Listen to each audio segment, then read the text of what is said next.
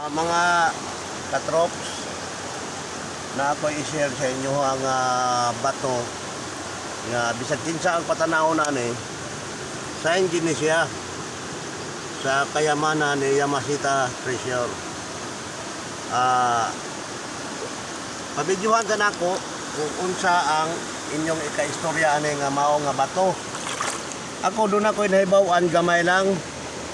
Ang forma dire sa iyahang ulo naka-wall o forma siyang heart. Tapos ang uluhan dire sa kilid kani mao ni siya ang nakaporma og bikat. Bikat tapos wall. Dito ayan puntalya sa kahoy. Ito nga kahoy kanang balite. Makita nyo ng balite nga mga 20 katao ang mugakos. Dili pa magakos. Unya, unsa bay tanaw nyo ani nga bali tulo ka porsyon ang iyang gitudlo Dili pod bikat. Bikat tapos bikat dito, bikat dire. Ang tunga niya forma yung heart. Heart telling given. Unya dire cut. Ang cut niya dire.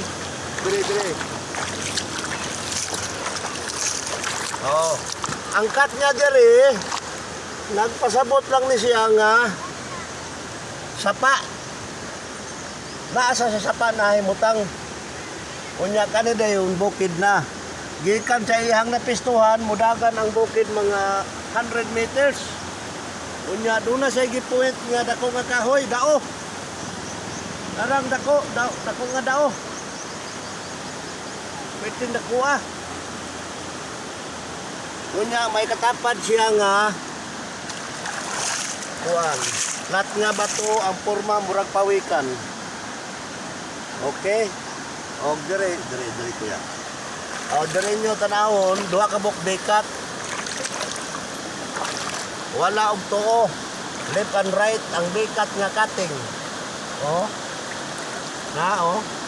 Tapos ang atubangan niya porma Japon siya og heart. Unya ang ulo porma og bao. Kat sa ilalom tapos naka-engrave. Kung doon na mo i-share mga treasure hunter, comment lang.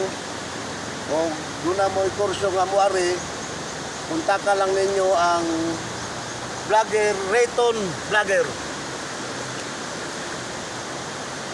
Dili na mo isulti ang area, kay basig maunhan mi ninyo. May man ang magkuyog ta, kay para hati ta. Okay?